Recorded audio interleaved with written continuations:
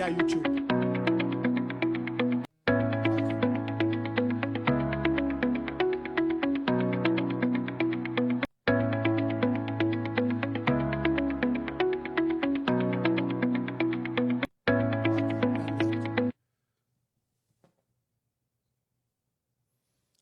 Number stream 3.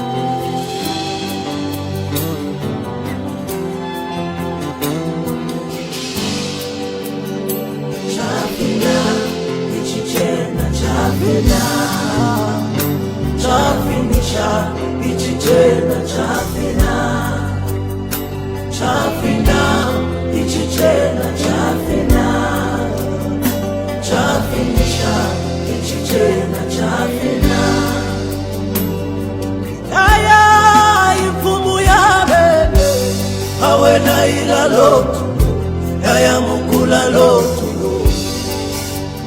we mushiri mushawa mashani ala wabina wengi na pashipatarara iwe wabina wengi na pashipatarara Noma boy bintu binyichi wasala kusi aseo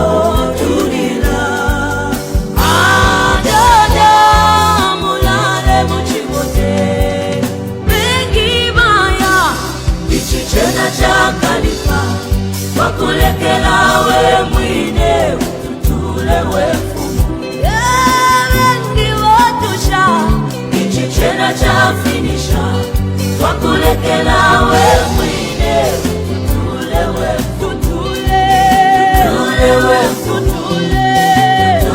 wefumu wakulekela we mwine ichichena cha fina wena cha kulisha tutule wakulekela we mwine umumwakwenda na umfwila kasebo abati umopaliwe ana kila kumushini umwajilinga wenkondo halume ya jawo aponye mfuti yawe aya wendo mutende wenda wayimina tukesa umana wengi maya ichichena cha kalika wakulekela we mwile ututule wefumu wengi watusha ichichena cha finisha wakulekela we mwile ututule wefumu wakulekela we mwine ichichena cha fina wena cha kulisha tutule wakulekela we mwine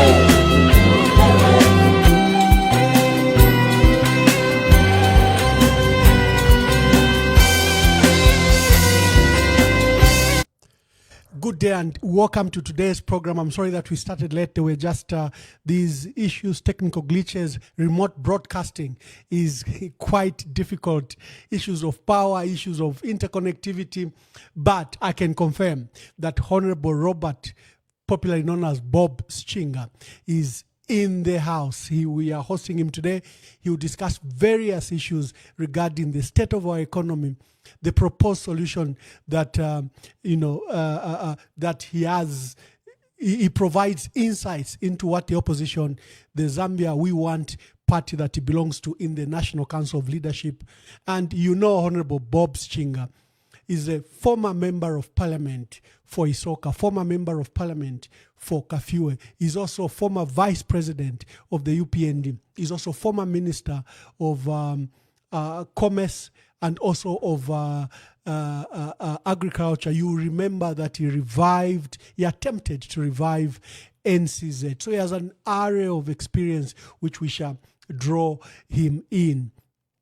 But first of all, we start with this. There's been a development, and I want to comment on this before I invite Honorable Bob Sichinga. The Constitutional Court in South Africa today passed a ruling in which they stated that the matter in which the Edgar Lungu family had appealed to the court, they refused the application, and they stated that the family should not have appealed directly to the court. There's already a process in the Gauteng High Court, and I think the court is encouraging them to pursue and complete that process. This is a ruling. The Constitutional Court has considered the application for leave to appeal. Leave is permission to appeal directly to the Constitutional Court, and has concluded that no case has been made for a direct appeal. Consequently, leave to appeal must be refused. So the argument that, look, listen to us, this matter is very urgent, we are dissatisfied with the matter in the High Court. The court has said, no, complete that process. And before the Constitutional Court, remember, there are two courts in between. There is a court of appeal of the Supreme Court. Then there is a Supreme Court itself. Then there is a Constitutional Court. So the attempt by the family to go directly to the Constitutional Court, citing human rights issues and their right to be heard, has been refused in this instance. That, look, there is a structure. You are before the Gauteng High Court, exhaust that structure. There is also a court of appeal of the Supreme Court. Then there is a Supreme Court itself. Then there is us, a Constitutional Court. So in layman terms, that's what it means. The Secretary to Cabinet issued this statement. Let me find the video, and then I provide commentary. Then I invite Honorable Bob Sichinga. The government of the Republic of Zambia has taken note of the Constitutional Court of South Africa's ruling concerning the burial of the sixth President, Dr. Edgar Chagwa Lungu. On behalf of the government, we want to thank the court for its timely consideration of the matter. While the government respects the court's decision, it remains committed to working with Dr. Lungu's family to reach an arrangement that takes into consideration the family's wishes and interests, but also takes into account the rights of the government. Our position is unchanged. The late president deserves a dignified funeral in keeping with the stature of his office. We want to thank citizens for their understanding at this time and for avoiding inflammatory comments. Now is the time for all of us to keep the Lungu family in our thoughts and prayers as we mourn the loss of the former president. Thank you and God bless you. Government has initiated talks with the family of former President Edgar Lungu to amicably resolve the matter of his burial. President Hakainde Hichilema says the government team is in South Africa holding discussions with the family. The most important thing is that we hope to resolve it. Our team is there. They're engaging the family. And any support, Your Honor, we can get from family members such as yourselves would be appreciated to help us put closure to this unfortunate situation. So two issues there. The Secretary to Cabinet confirming that there's been a development in the Constitutional Court and urging people to remain calm as they engage the family. The President was seen today talking about the matter as well and appealing to the delegation to see how they can help engage with the family, as government has sent a team of a delegation to South Africa to negotiate with the family. This evening, Honorable Makebi Zulu, who's a family spokesperson, issued his own statement. His statement was very clear. We are aware about the intended negotiations. Remember, the family lawyer had told the High Court that they should allow for a room for the family and the state to engage. And Secretary to Cabinet says he's in South Africa for the same engagement. And Honorable Makebi Zulu has said he has since met Honorable Mr. Patrick Kanga, who's the Secretary to Cabinet, on the proposed form and structure of the talks. And there is restraint from all of us to restrain ourselves from commenting on this matter. But however, the president was not good. I know they are celebrating 4 years, but he was in Ndola and he gave literally disparaging remarks, attributing the death of those young people that died when he was going to the police station, like it was done by the president. Yet the people that did that shooting are in jail. They were prosecuted and are in jail. The other remarks by the president that, look, the burial site is Embassy Park. All those statements are going to bring polarization where there should be none. In fact, the President Hakainde Hichilema, should lead in his own directive that Secretary to Cabinet has stated, and the Secretary General of the UPND, where they are saying there should be silence on this matter to allow an atmosphere of negotiation. But if you have social media influencers that support President Hakainde Hichilema going off the hook and insulting the First Lady and the family spokesperson, again, we are getting back to where we should not be. There is a long process I need to emphasize. Even if government has won these two cases, the family has an opportunity to go to the Court of Appeal. The family has an opportunity to go to the Supreme Court. The family has an opportunity to go to the Constitutional Court. This standoff can stand for a long time. I think we should call for caution from both sides, responsibility from both sides. However, I have my special guest. I thought I could give those immediate commentary before we start. Let me introduce my guest, Honorable Bob Sichinga. Honorable Bob Sichinga, good evening and welcome to today's program. Sir, you are looking good. I see you are growing a beard. You are growing a beard. Ambassador Emmanuel, good evening to you, and also good evening to our viewers that have joined us. Again, I would like to join you in apologizing for the late start, but I was here on time, so it is not the fault of this guest. Thank you very much indeed for inviting me. Just to recognize, I think that this is the first time I'm appearing on this broadcast since we lost President Edgar Lungu, and I want to join fellow Zambians in passing our very, very deep condolences to our former First Lady, our sister Esther Lungu, Tasila, Honorable Tasila, and the rest of the family members in the Lungu family. It's a great, great shame and embarrassment for our country to have gotten this far. All the other things that you've spoken about are very, very painful for those of us who've always been proud that Zambia is a very united country, and people have admired the manner in which we have done the transitions in government. To come to this particular stage, Ambassador Emmanuel, is extremely embarrassing for many of us. And really, really, how did we ever get to this place that we should be having court cases in another country pertaining to our own affairs in our own country, when we should have been the pride of the people in Southern Africa, whom we helped liberate as a country. When we hosted them here, when I lived in Olympia Extension, there were people that were living with there from South Africa. And after helping to birth the majority rule in South Africa, we are here really taking cases, our affairs as a country into South Africa. Is such an embarrassing situation for me personally, and also I think for many Zambians. But also to sympathize with the Lungu family. It's a great, great pity. If I was the deceased person and this is how my remains were being treated, and I was watching it from heaven, it would make me extremely sad. And it should make every Zambian sad that we should be washing whatever our dirty linen or whatever the differences we had in another country. And I can only imagine how painful it must be for the family to go through this, and we don't even know when this matter may come to a close.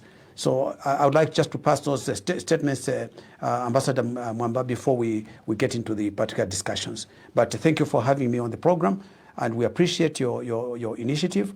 And I see you are now a refugee across the seas, and you join another guy in this particular matter. So I can only say how sad we are about having come this far. It's a great, great pity. Zambia has never been this at all. Thank you, Honorable Bob Sichinga. In this impasse, what do you think could have been done? Well, first and foremost, let me give you my own views in terms of how I think that it should have been handled. although we serve in public, although we serve in governments, we are not government trophy. Those of us who serve in government, as a former minister, I will be entitled to a burial that the government will support. I don't want my body to be, my remains to be handled this particular way at all. I don't want. I have a family to which I belong, the family that I brought up, the family that God has granted to me. Both my parents, my brothers, my fellow siblings, our sons, our nephews, other family members. I belong to them. I don't belong, I'm not a trophy for the state. I'm not. So if when I die, not if, when I die, I do not want this kind of impasse. I want my family to have the final say about what happens, because they will know what I've wanted. For example, when I die, I want to be buried next to my son in the Olympia Memorial Park.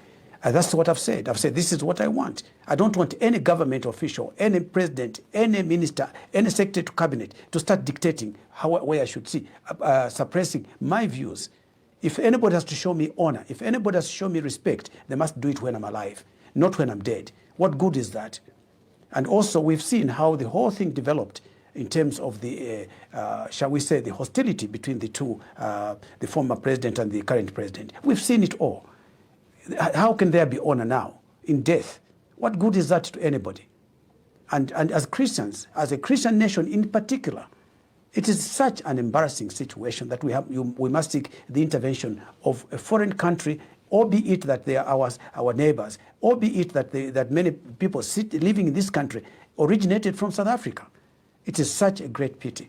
So my view is that even as we serve in public office, yes, the public are entitled to respect and honor whatever we've contributed, but they cannot dictate. No government has any such right as far as I'm concerned. So that would be my view, Honorable Mwamba. And I think that what should have happened, there was an agreement. There was an agreement that was had with the family. That Wednesday, the body was supposed to be here, on the understanding that they did not want President Hakainde to be present in these proceedings because of the enmity and the animosity that had existed between the parties. Why can't the president stay away? What is so important about him attending? I am aware that, for example, in South Africa, where there was recently, Vice President passed on. He went to be buried in his home area. Go ahead and look at what happened with President Mandela. They went and honored him in his own home area. I have chosen not to go to Miombe, Chief Miombe, Mafinga district in Muchinga province. I have chosen, I want to be buried next to my son. And if that is what I want, why should anybody?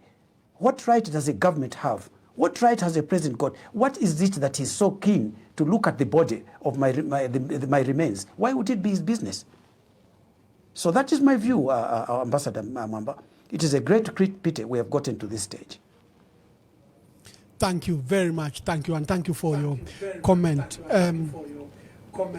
We now go to the very issues why you are here. You are former Minister of Agriculture. You are former Minister of Commerce and Industry.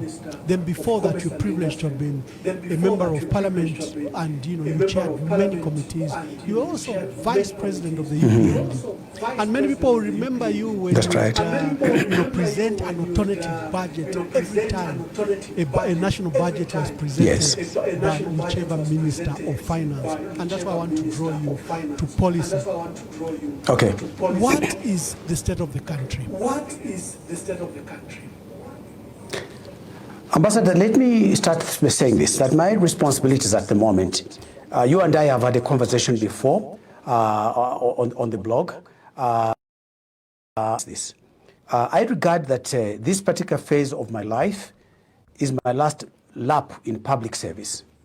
It is my last lap in public service. I am grateful to the Almighty God. I am grateful to this country that has allowed me to represent them as a member of Parliament for Mafinga in the first place, which was used to be Soka East. It also allowed me to serve them in Kafue. And in your introduction, you also talked about my efforts to try and revive the nitrogen chemicals of Zambia in Kafue. And I want to tell you that it is something that I'm very proud of. It was done during the time of my being a minister under the PF government, under Mr. Sata, who asked me to move to Ministry of Agriculture from Commerce. Now, I owed the people of Kafue that promise which I had made when I was their Member of Parliament between 2001 and 2006. And the promise was that I was keen to revive, to revamp, and reinstate the operations of nitrogen chemicals. The Lord Almighty allowed me that opportunity when I became minister. Initially, I was very resistant to going as Minister of Agriculture. President Sata said to me, Sichinga, this is the ministry that affects most of the rural people. And when I went there, I realized just what he meant, and I was very grateful that I was availed that particular opportunity. So this is something that is close to my heart, personal. As I grew up, my mom used to take us to the field, to work in the field, and I realized just how much help the people in the rural areas needed. And I thought that in a little way, in a small way, as Minister of Agriculture, I would help in that particular regard. And also, I was privileged that my family's circumstances were such that my father was a doctor, my mother was a trained nurse. In the early days, they started working for medical field in 1940. And that enabled us to be at Lubwa, to be at Mberesh Mission Hospital, and where I was born. And obviously, it exposed me. My father ran a business before that, leading up to his death when he was 38 years old, at Isoka and also at Miyombe. And because of this, I had an interest in finance. So I trained as a certified accountant. I trained at the University of Central England in the UK, and I went to Harvard Business School. And because of that, I had the benefit of large exposure, having worked for Indico, having worked for the mining sector, ZCCM, RCM, and then ZCCM. So I can say that I'm thankful to the Almighty that I've had the privilege of this exposure and this particular experience. So when I speak to it, and even when we prepared the alternative budget for the UPND, which we established and founded with President Mazoka, it was because we wanted to overcome, we wanted to demonstrate that there were alternatives to the policies that the party that of the day that was ruling us at the time. It was the MMD. That there are alternatives to it. You may wish to remind, I may wish to remind our viewers that I am a founder member. We founded MMD. Kashamta Mbistalewanika, Dr. Mbita Chitala, Dr. Remy Mshota, and we founded MMD. And the manifesto of the MMD was written in my office, 7th floor of Indico House. And as I talk to you now, as I share this with the public, I have got these floppies of that particular manifesto in my house. I have them. So nobody can tell me about MMD. Nobody can tell me about UPND. I was a founder member of UPND, and therefore, as when I became vice president to Mr. Mazoka from 2001 up to 2006, 2005, until I finished my term of office for Kafue in 2006, I was very clear in my mind as to what we were seeking to do. So even as you ask the question, the state of the economy at the moment is dire. Anybody telling you any other thing is lying to you. And I want to say to you that I am not a believer in messing my words. I am not missing my words at all. I'm explaining to you as a qualified accountant, and I've been qualified for the last 50 years. I've been a qualified accountant. I am telling you what the state is. And the state situation that we have, and we've been through this before. The Minister of Finance's office has said that we're going to have a growth of 5.8. Growth, GDP, the gross national domestic product. You have 5.8 in an environment where you have got power cuts to the extent that they're only 5, 7, 8, 9 hours at most in terms of the industries. It is shocking to me. It is so shocking. However, if those figures were to be believed, then the question that we must ask is, why is it not showing? Yes, you can have growth, GDP growth, without development. You can. Why? Because if most of what you are producing is not benefiting the local economy, it's not benefiting the local citizens, it's not coming back to the country, you are selling what you are producing and the proceeds are returned outside the country, you will have growth because it reflects in the output, but you will not have the development. Why? Because we don't have the resources that which have come from that growth, the things that you have produced. In particular, in our case, it is mining.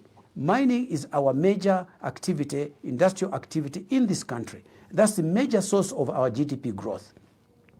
Now, according to the Zambia Annual Economic Report, which is produced by the Ministry of Finance, you have to say that agriculture is rated almost at number 3 from the bottom. So it has not been a major contributor to the GDP to the extent that it has once been. At one time, it was contributing 21% to the GDP. At the last count, it was contributing less than 3%. And I can give you these figures because I was a Minister of Agriculture. I'm trained in statistics. I'm trained in economics. I'm trained in finance. I'm trained in accounting. That is my training. That's my profession. That's what I do. So what I'm telling you is based on my knowledge of the very reports that are coming from government that the state of the economy is not good. Why? What we call the major economic indicators: interest rates, inflation, cost of living, cash flow, tightness. All these are major indicators. And what we're seeing at the moment is that they are all in a negative situation. Let's look at some of the statistics. If you have inflation that is at, say, 16% as we had, and all of a sudden it drops to 11% in 1 month, you know that that's fake. It's fake change. It does not happen like that. Economics don't work like that. They don't work in a 1 month. You can drop by 5% in inflation.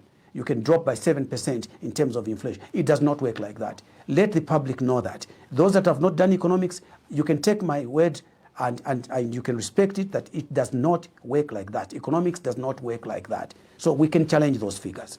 So clearly somebody is playing around with the figures to make them look impressive. Why did we go to the IMF to borrow money? 1.3 billion. Yeah, when you hear that the talk from the President of the Republic of Zambia and his Minister of Finance and his officials, they say Zambia is on a trajectory growth, that they've restructured the debt, inflation rate is down, the exchange rate has also jumped, like inflation from 28 kwacha is now hovering around 23 kwacha. They're saying we have a bumper harvest, and that is investment in the mining sector, and therefore it's a basis that we are headed towards a good platform. What do you say when you hear that? Right, very well. Let's take them one by one, Ambassador Mwamba. Let's take them one by one, okay? Number one, yes, you can have a good crop after Lord Almighty has given you rain. The Zambian agriculture, Ambassador, the Zambian agriculture is rain-fed, is based on rainfall. If the Lord gives us the rains on time, in the right, in terms of timing, in terms of how we operate, you can have a bumper harvest. And that first bumper harvest, you may recall, started when I was Minister of Agriculture, 2013-2014 season. In 2014, the results for the first time was 3.5 million metric tons of output. I'm talking about output. Why was that so? Output was good because the distribution of the inputs for that production were done in a timely manner. After we had rehabilitated the nitrogen chemicals for basal dressing in terms of the fertilizers, we had distributed by end of September. All the fertilizer, basal fertilizer was already in the field. It was already in the market where they were supposed to be fed into the field. Secondly, the top dressing, which normally comes in around January to March, was also already on order. It was already starting to arrive in the country, and it was being monitored. That is what enabled us to have that bumper harvest of 2013-2014, which was at the time under my watch. And that is what enabled us to get to that particular level. So you can have a bumper harvest if the rains are good. However, you need also to recognize that we are coming from a season where our production was impacted by the drought that we had the previous year. So you have to, when you do the accounting for what production you have and what you can sell and what you can retain, you have to look at where you have come from. Now, you may be aware that we imported maize from Tanzania. And I think it's up to the government to tell the people at what price. Now, was there any leftovers from that importation? If the answer is no, then it means that we have got almost a negative situation as far as the stocks that are carried over into the new season, all right, in terms of what we have now. Do we have stocks that were carried over from the 2023 to 2024 and 2024 to 2025 season? Do we have any carryovers?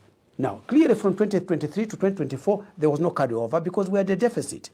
So it can only be from the 2024 leading us to 2025 now that you are talking about any excess stocks, if you've got that production. You will then also have to look at the next time, which is your consumption. This is the responsibility of the Food Reserve Agency, FRA. They are supposed to ensure that we've got food security in the country. How do you ensure that? The stock that is required for Zambia to survive, Zambia, I'm talking about Zambia alone, in this country, the minimum is 1.5 million metric tons that we consume, that we produce things like stock feed, we produce mealie meal, we produce any other products from agriculture. You need a minimum of 1.5 million metric tons.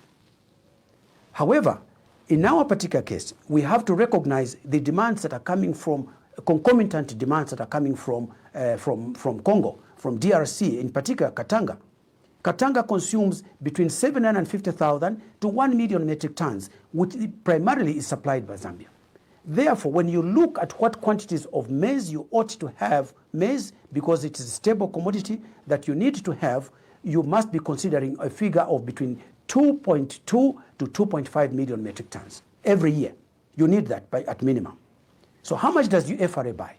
FRA buys according to the amount of money that Ministry of Finance allocates to it. And in this particular case, they normally buy 500,000 metric tons. What remains as part of that 2.5 million metric tons, it's not held by the government. It's not held by FRA. It is held by either these producers themselves, I'm talking about the milling companies, or by the farmers themselves, or by the peasant farmers, so-called, in their bands.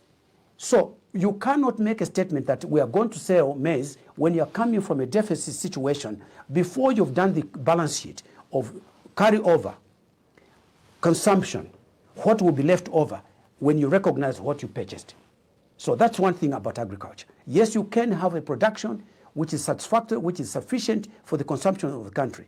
However, to be able to sell to other countries, you must recognize that you can have a situation where next year we may have a drought. We may not have sufficient to last us the 1.5 million metric tons that we need annually to consume. The other challenge we have is that even if you produced it, we do not have sufficient storage capacity. The secure storage capacity of this country is below 900,000 metric tons, meaning that you may produce a commodity, but it goes to waste because you are putting it on stakes, you are putting it on, no, not even on slabs, you put tarpaulin over it, it starts to germinate and therefore it deteriorates. So that's about agriculture. Let us move on to the mining, which you've raised with me. The mining sector takes a long time to recover. But before you start talking about the investment, let's find out what is it that Zambia has been producing. In the last 2-3 years, the last count for production was 820,000 metric tons. Before that, it was 800,000 metric tons. What does that mean? The president and his government have said that they want to produce 3 million metric tons. Ambassador Emmanuel, to move from that level to 3 million metric tons is a tall order. I'm not saying it's impossible, but it's a very, very tall order. The amount of investment you need, not just in equipment, not just in monies that go in, but also the processing of that material. Also, after you've processed it, you need to understand what capacities you have to be able to get to to develop the stops underground that are necessary from which you can do your development, you can do your extraction. Okay, to then go through the process of processing it in the mining, the primary mining, the secondary mining, processing, and then you've got the concentrating, you've got the smelting, you've got the refining. Okay, those are all processes that you have got to invest in. So you may invest now, But the output that is going to come from there, from the mining side, to get from the 800,000 even to 1 million, is going to take you 2 or 3 years before you achieve that. And Emmanuel, I was company secretary, I was mine secretary, I was financial division of financial control, former Freedom Mine. I was there for 5 years. I'm talking from experience. I'm not talking from without. So the issue of that is important. Yes, you may have the investment. Honorable Bob Sichinga, let me just finish this. the ambition by Let me just government finish to move. Yeah, let me just finish this, please. Yeah, just let me a just minute. finish this. I want to refer to the investment that you've talked about. Yeah. Let me share this with you. As Minister of Commerce and Trade and Industry, that was my main job. I was marketing Zambia throughout, wanting to get investment. It takes between 2.5 years to 3 years before an that is made by an investor materializes. I'm talking about through ZDA. So to talk about, yes, we're on the right trajectory is not immediate. Let's go to the last item that you talked about, that the debt of the country has been rescheduled. I want to share with you that only a few days ago, I was told that there was an investment of 19 billion by a Qatari company, all right, which is supposed to be in housing, is supposed to be in mining, is supposed to be in infrastructure, is supposed to be in these areas. Now, 19 billion is almost as much as the debt that you've got at the moment. So if you have got that debt rescheduled, it does not mean that you no longer have to pay. You still have to pay the debt, that debt which is existing now, before you start talking about now servicing the 19 billion. So when people talk about, yes, we are on the right trajectory, it takes at least 2.5 to 3 years before it materializes. And even if you fast track it, to be able to use 19 billion means that you are now going to increase your debt from the existing, according to the government, from the 16 billion dollars that is owed, you put another 19 billion on top of that. Where are you at? You are at 35 billion. How are you going to service it? With what? Let's go to the mining and complete that. You have decided you are going to reduce your mineral royalty tax. When the PF government was exiting, the mineral royalty tax, which is your major source of revenue for the country, was at 6%. Now, 6% mineral royalty tax is on a figure of around 8 billion US dollars of your production of 800 metric tons, of 800,000 metric tons. And the amount that comes from there is 476 billion. Sorry, million, I beg your pardon. 476 million only for mineral royalty tax. But you need more than that. And this country has always financed its investments, its expenditure on a deficit basis. We've never had a positive or balanced budget. So when you talk about you have rescheduled the debt, the question is, how much do you have to pay now? Where is it going to come from? And when you've reduced it from 6% from the PF side at the time to 3%, meaning you have reduced it from 476 to $218 million. That's what you have. How are you going to service that debt? Tell me. Where are you going to get the foreign currency from? Lastly, you have the exchange rate. In fact, there is a lot of concern, Honorable Bob Sichinga. I hosted your young brother, Dr. Grieve Chelwa, just last week, and he called the debt restructure a total failure because he says when he looked at it is a total failure from Ministry of Finance, the amount of debt we'll be paying is $1 billion this year, another $1.1 billion in 2026, another almost going to $1.2 billion by 2027, 2028. And he said that's not a debt. Absolutely correct. Because in fact the reason the PF no, it is not a debt restructure is that in debt service they had hit a ceiling of $1 billion. So we are going to be servicing this year $1 billion in debt, next year, correct, and in the subsequent years. What kind of debt restructure is that? Before I invite your comment, correct, how has Congo moved? We were literally beating Congo in copper production. They were under 600,000-700,000 metric tons per year. But in the last 5 years, they've ramped up production. They are now sitting at 3.5 million metric tons. In fact, they are now in the top 3 copper producers in the world after Chile, Peru. Now In the there's world, yes. Congo that has risen Absolutely. from number 11 to number 3. And we have actually now even scaled down from our previous positions. Just speak to those two issues in regard to the debt restructuring. After debt restructuring, it has become more expensive for us. And then how did Congo do it? Amidst lack of power, All right. instability, no proper financial and legal jurisdiction in the DRC, and no proper infrastructure. How have they done it?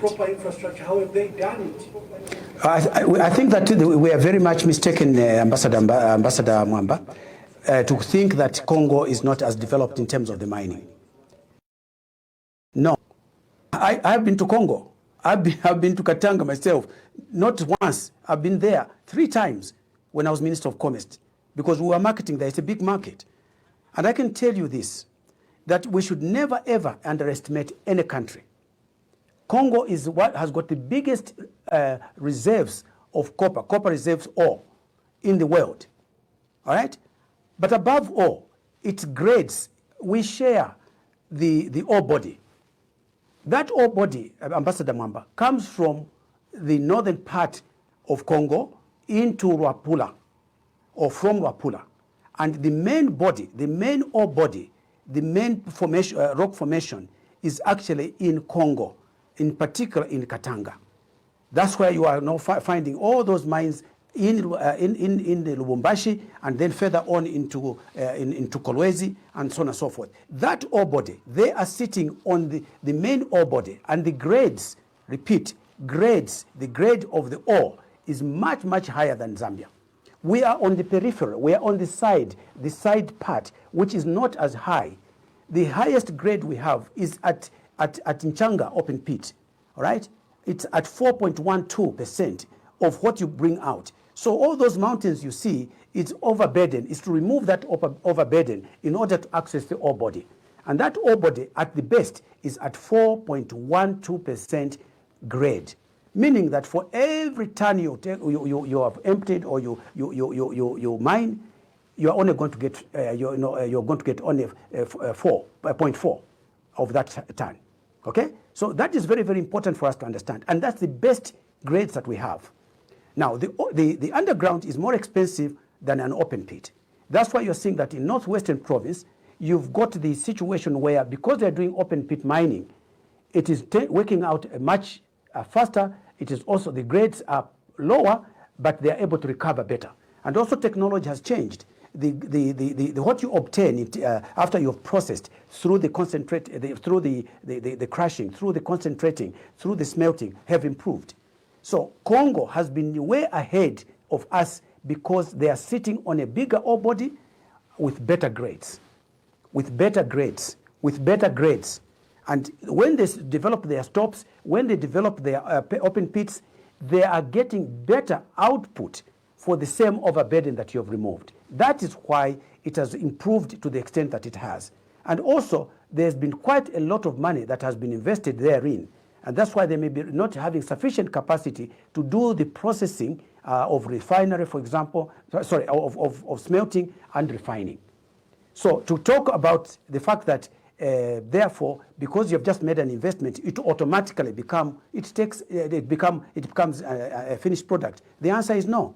It takes a long time, usually 3 years, 4 years, 5 years, before you start to see the results of that particular investment in the underground operations, in terms of accessing the stops, developing the stops and accessing those stops thereafter, and blasting them underground, moving them with the low loaders underground, bringing them to the surface, crushing them, then taking them into concentrator, taking them to refinery. If you don't have sufficient refinery capacity, you may find that you're not able to achieve that particular production. I hope it has explained this situation, the difference between us and Congo. Don't underestimate Congo. When you hear the justification by the state, first they reduced mineral royalty tax from 6% to 3%. They abolished mineral royalty tax, which was non-deductible. Now it's deductible. And recently, government allowed, I think, about 7 mine houses to export ore without any export fee, and they are citing that there is insufficient smelting capacity. What is your reflection of that? Because that's literally robbing us of domestic revenue. Ambassador, I thought you would ask that question, so I did some sums. I'm an accountant, so I work with figures. Right. Let me give you the specific figures. Let me give you specific figures. If we work on the basis of 800,000 metric tons, and we assume a price of $10,000 per metric ton, it's slightly lower than that, it's 9,800 and something today, so let's assume 10,000, all right? Or $9,000 per metric ton. I have multiplied 800,000 by $9,000 rather per metric ton. It gives me 7.2 billion US dollars. 7.2 billion. At the rate of 6%, mineral royalty tax is at 432 million. So that if the government was genuinely getting that money, it would have raised $432 million as tax, as mineral royalty tax at 6%. That is the figure that the PF left it at. $432 million at 6%. Now, come UPND, they reduce that from 6% and halve it to 3%. It means you are halving the amount you can earn from 432 to $216 million. That's what you've done. You've reduced the amount that you can access from the taxes. So how will you make up for that difference? Because you still have to spend money. You still have to buy medicines. You still have to import my equipment. You still have to pay the salaries. You still have to pay the things that are necessary to keep the mines operating. Now, the investors also want their dividend. So they use that money to externalize. And in fact, I don't even say externalize. They keep it when they've sold the copper, their copper, which has come from Zambia, their copper, right? They don't bring the money here. They keep it outside. So how are you going to get the revenue here locally, which will enable you to meet government expenditure? That's why I was explaining to you. You talked about me producing alternative budgets. I am explaining to you how it's done. That's my job. That's my profession. That's my training. Where are you going to get the difference of 216 million just by changing it from 6% to 3%? Where are you going to get that gap, that shortfall, that deficit? Where are you going to get it from? Who is going to pay for it? Secondly, if you're going to borrow the 19 billion from Qatar, they will want that money to be paid. Let's assume they want it paid over 20 years, meaning you'll be paying 1 billion, almost 1 billion every year, in addition to 1 billion currently of the current debt, which you are said to have rescheduled. That's what it means. Now, you'll be paying 2 billion. How will you manage 2 billion when you are not able to manage 1 billion right now? What kind of rescheduling of debt is that? And rescheduling debt does not mean the debt is written off. It is not. So what I'm saying to you is that when you take these figures, it does not even make sense to borrow anymore because you will never pay it. Let me go a step further. In 2004, 2005, we reached the HIPIC completion point. All the debt the country had, $7.2 billion was written off. We had a clean slate, 2005. This is 2025. 20 years later, we have a debt which is in excess of 16 billion. The bulk of it is for China, meaning we do not have sufficient to be able to meet the debt, and that's why you defaulted at the time that COVID came into place. You did not have sufficient resources to be able to service the debt of the time. Now you are adding more debt. You have gone to IMF, you have borrowed that money, and you have to service it. It's part of the rescheduled debt. Where are you going to get the money from if you're not getting it from mineral royalty tax? Tell me. And I've worked on the mines for 10 years at a very senior position You can't teach me. None of the people that are in government at the moment, the ministers as included, the president included, have ever worked on the mines the way I have. None. I'm just telling you a fact. I was at Mufulira for 5 years. So nobody tell me that you know any better than I do. Bob Sichinga. I'll bring you to the other issues, but my rider, before I begin to invite callers to participate and ask for your views about the opposition unity and the leadership opportunities that is coming up in the Zambia We Want political party. You are with President Hakainde Hichilema. You are a very strong voice against patriotic funds. You condemn the borrowing. The debt has jumped from $11.9 billion. It's now in excess of the foreign debt. It's now in excess of $16 billion, 15.4, 15.7. That's correct. And the Minister of Finance, Honorable Mskotwane, has issued, is requesting for another coupon of $1.5 billion from the IMF when this current program ends. Here is a government you were condemning, the previous government, that it was borrowing. And there is a new government that you supported that has gone on a borrowing spree. It has ballooned the local debt. It has not negotiated the local debt. In fact, the local debt is choking us because we understand there is a huge amount that is due on issues of government bonds and other government bonds that they issue locally that is due to this year. And then you see the Minister of Finance bringing, he says there is fiscal responsibility, that he's more responsible than the previous government. And you used to highlight that issue of fiscal responsibility. But here is the new Minister of Finance who keeps on bringing these huge supplementary budgets besides his other budget. The supplementary budget just for this year was $2.5 billion besides the you should say supplementary budgets. There were two of them. 25. And this is just at the eve of the next budget, because he's expected to present another budget in September, October for 2026. In September of this year, yes. What is your view? What was the departure by President Hakainde to his political campaigns, his promises, and the basis in which people like you supported him? Yes. Thank you so much. I'm glad that you raised that particular issue, because I think it is a matter that must be clarified. It must be explained. You will recall that when I was doing the alternative budget for UPND, it was under a different, it was under the leadership of President Mazoka. And as far as I'm concerned, I understood that the philosophy that the UPND was going to pursue was going to be that which was enunciated by the Mazoka-led leadership. Clearly, this has changed.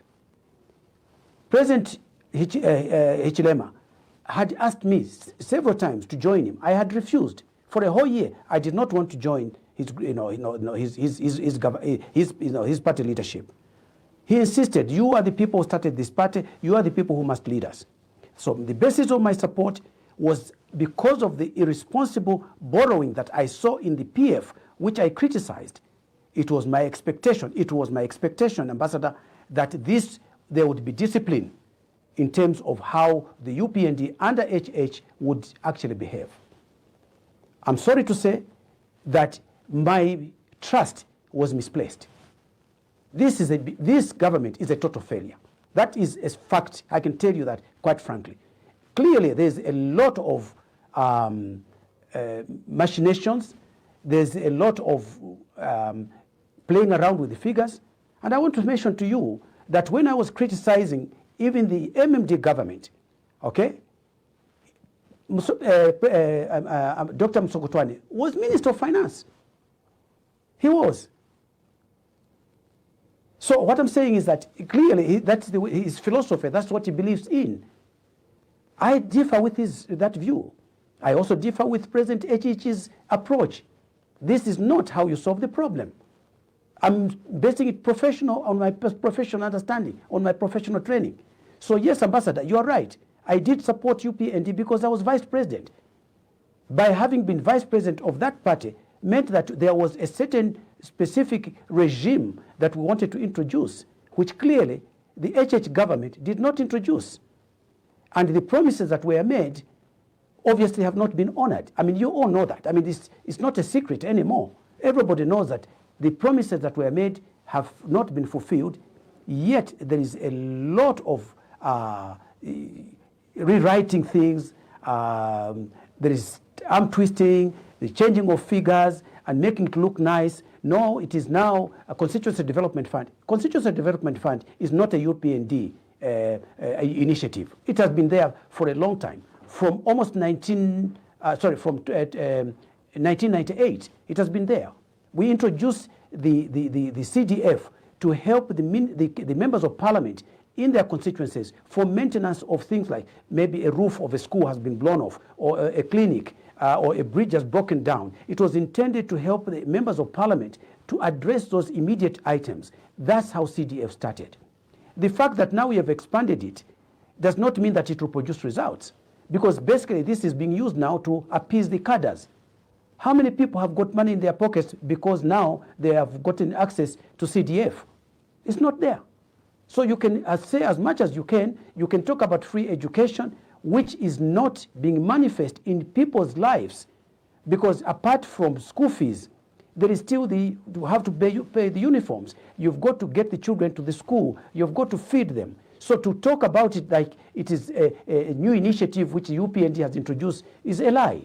And straightforward. And I can tell you, because I was in Parliament, all right? Many of the people that are there at the moment were not in Parliament when we introduced CDF. So nobody can tell me about that. So unfortunately for them, this is the situation, which has to be corrected.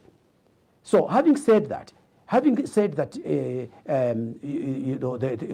criticized, I supported them. Yes, I did. I have no apologies to make about that support, but I'm saying my support was misplaced, because the people that are implementing the programs and bringing a new administration have failed to honor the promises that they made, which formed the basis upon which they were supported. So that, I think, is very important that any government, and I mean any government, UPND, PF, MMD, if it fails to honor its promises and fails to contain the date that you've talked about, including that of going to IMF, if we got our act together in terms of the production, even just agriculture alone can more than overcome that.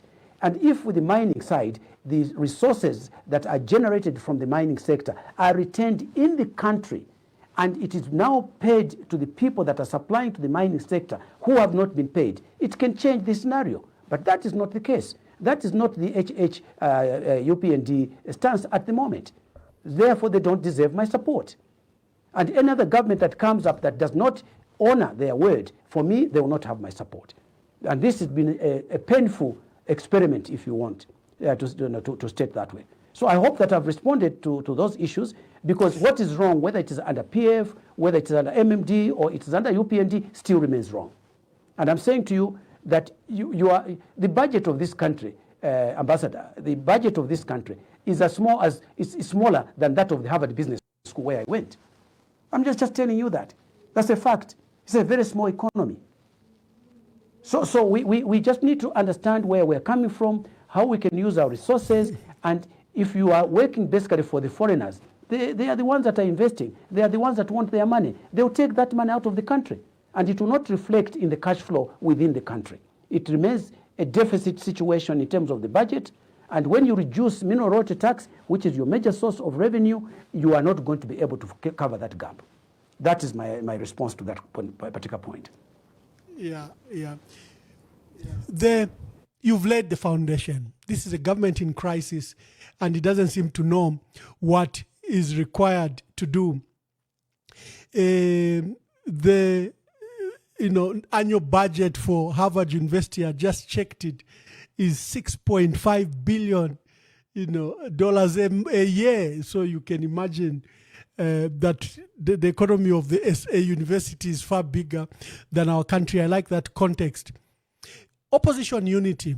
First, what is happening in the Zambia we want? We're privileged that we hosted the interim leader, Ernest Mwansa, and he told us that you are, I think, in the process of picking the leadership and team in your in the Zambia we want.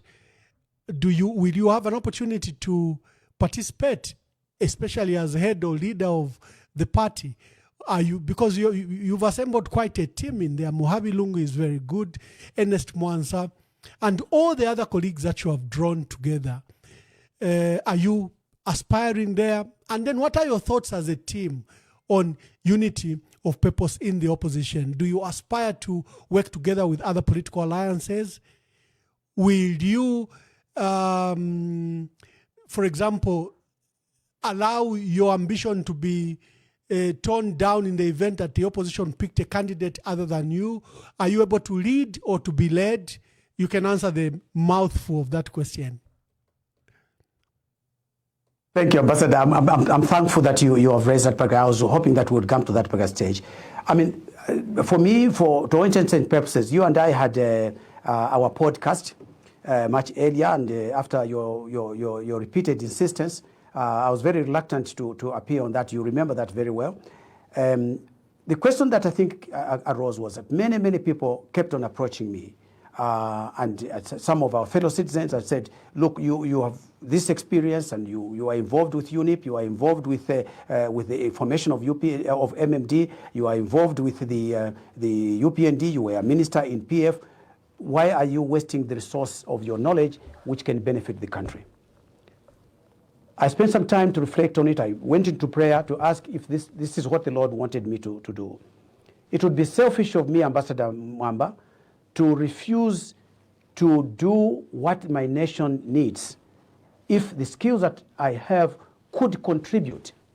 I am not the only person, but if this my experience, if my training, if my what I've accumulated in terms of knowledge could help my country, I am prepared to do that as part of my legacy, because I'm doing it, if you want, for selfish reasons. Selfish reasons because I want my children to inherit an economy which will enable them to survive. I want my grandchildren to come back and say, we had a grandfather when it was wrong, he spoke out, and he did not abandon us, but he did make his contribution. So after reflecting on the request from my colleagues that chatted with me, I felt that this was important. And I want to say to you that the Zambia we want is what I want. I want a Zambia that my children will want, that my grandchildren will want. And this is why I agreed to join hands with my colleagues in the Zambia we want for us to provide the kind of leadership that we thought would help the country. And for the benefit of our viewers, I carried with me a copy of the Zambia we want. Right here is our manifesto. It is Manifesto 26 to 2031. This is our manifesto. It took us 6 months to develop this. I chaired the committee that did this manifesto. We put our thoughts together. We looked at what is happening in the country. We went into international, the global economics. We looked at what the country needed, including the issue of rescheduling of the debt. What do we need to solve this particular problem? How should we approach it? We spent 6 months with very, very fine minds. Individuals have spent sleepless nights preparing this particular document. In total, it has got, just for your benefit, it has got a total of 78 pages. So we looked at past performances, we looked at the national economic reports, we looked at the performance reports, we looked at the various to develop this particular product. It's the manifesto of the Zambia that we want, ZWW. I am chairperson of the development committee, and this is the product of what we did. It has been approved by our National Leadership Council, and this is what we are selling to the Zambian people, that we do have a solution, that there are alternative solutions, and we know what we're doing. We are not groping in the dark. We are people who have, many of us have been in parliament. You have just talked about my colleague, Honorable Ernest Mwansa, who is our interim president. He was in parliament. He was a deputy minister. He served in various capacities. So he's a very knowledgeable part. In fact, when we were doing the CDF, he was right there in the forefront when we were doing that. So this is the product of what we've done as far as the manifesto is concerned. Now, we have scheduled ourselves to go to elect the final team that will lead us into the elections for 2026. And this is our constitution. This is our party constitution, right? Right here. So we are people that spent time. This again took another 6 months. This was led by somebody who have not asked for permission, so I cannot disclose their names. But this is a state counsel, a lawyer by training, that led the committee on the constitution of the party. And at this point in time, mid of September, yes, we are going to go to elect the final team that will lead us into the elections. And there are several people that are interested and so on and so forth. We'll come to the question of whether I'm putting my heart into it or not, but that's another matter. For now, we want the party's position to be very clear. And what we've done in order to make sure that the elections are handled properly, we have decided that our election committee, our election commission will be headed by people outside the party who are not members of our party. So we have written to organizations like LAS, we've written to organizations like the church groups, JCTR, and others like that. We've said, can you please give us people that are going to help us in this commission to ensure that the group that is going to manage the elections is independent of those of us in the party who may have a vested interest. So again, this is our manifesto. It's our party constitution and our manifesto here. So we have got these two documents. We are ready to be able to lead the country. However, we are conscious of the fact that the people of Zambia, I think they know who they want to remove, but they don't know what to replace it with. So we are conscious of the fact that we are not the only stakeholders. The Zambia we want is not the only stakeholder. And one of the challenges we've had in the country is where there's so much ego that people want to be president even when they are not prepared or they are ill-equipped to be able to lead the country. And what we've had, I think the example of what we've gone through now is manifest to the people of Zambia. It's not enough to talk about things. We must also walk the talk that we've made. We must honor the promises that we make. And the question is, how do we do it? Do we have the capacity? So we may not be the only people with a good team. Yes, we have. That team that we have, clean people who have not been involved in any scandals at all. We are very proud of that. None of us has stolen any money from anywhere. So if we are arrested on account of the fact that we stole money, it will be a lie, Ambassador. That I just want to tell you that. We served in government honorably, and we feel that since we still have some strength, as far as I'm concerned, I've said to you, it's my last lap. After this, I'm not having any more involvement in the political circle. I will have done my part. But I'm hoping that I can pass on the baton to the next leadership. And you have asked me the question: will I be putting my hat into my candidature into the hat? I don't know. At the moment, I'm praying about it. I'm fasting about it. I am thinking about it. I have not made up my mind whether I will participate or not. But if one were to ask me a little later, I may. But it's not me that wants to volunteer. If the people of Zambia, my colleagues in the Zambia would like me to lead them, if they would like me to play any part and to be led by others, if they feel that other members of the group in the NLC are better than I am in terms of providing that leadership and that solution, then I'm prepared to work with them. I have no problem with it at all. But at the same time, we're aware that there's far too many parties in the opposition. So we have been working very hard in the last 6 months to try and bring the various opposition parties together so that we can be able to arrive at a common platforms of what the people of Zambia want us to do, what the Zambian people want us to solve for them. We're talking about the leadership that is going to put the economic power in the hands of Zambians, not foreigners. We are not looking to the north for help. We are not looking to the mining companies to support our campaigns. No, because they will then hold us that we owe them. The foreigners will say, we helped you to come into office. You owe us. We don't want that, because that will stop us from being the citizens that are responsible for the welfare of our people. We want this to be the Zambians.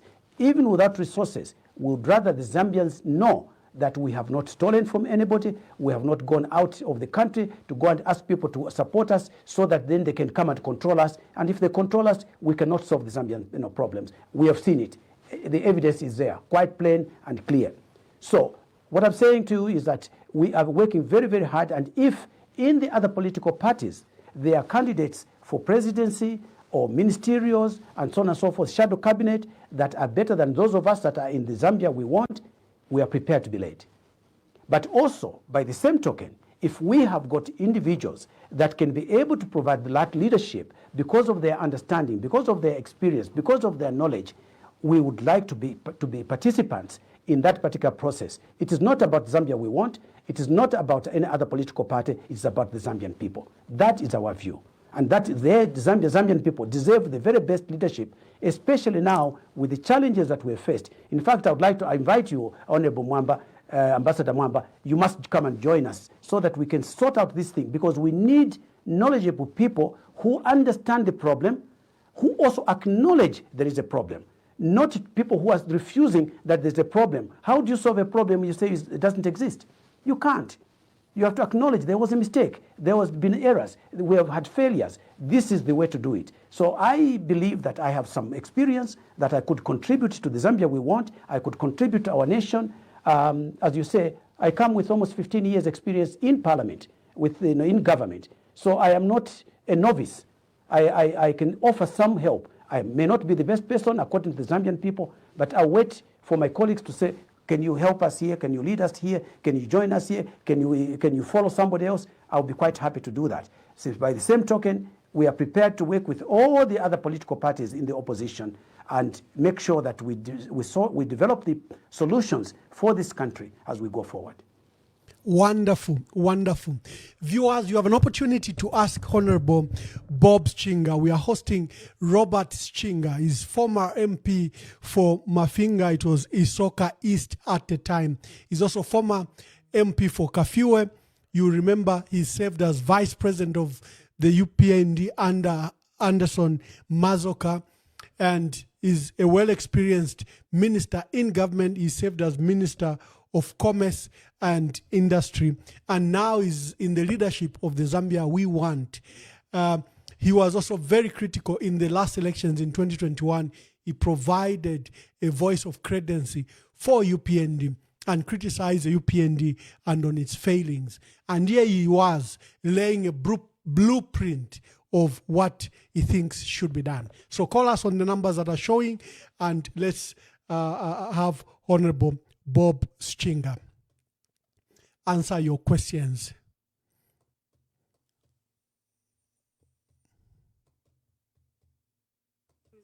Government has initiated talks with the family of former President Edgar Lungu to amicably resolve the matter of his burial.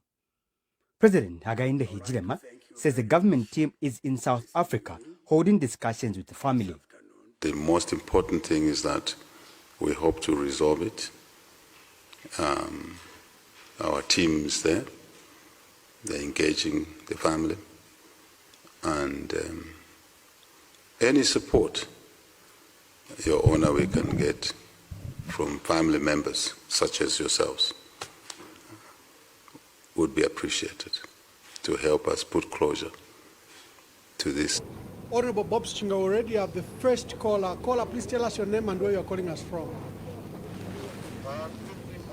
Ambassador, Honorable Sichinga. Thank you. Hi, good evening to you, sir. My name is Mungwi, and when I talk about Mungwi, I think that will sound more to Mr. Sichinga. He knew Mungwi long before. Yes.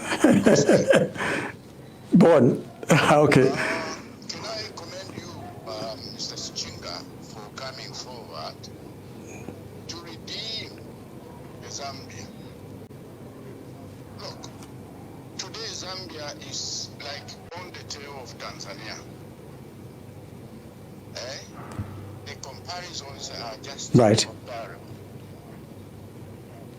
Tanzanians are coming into Zambia. They are the employers. When in fact,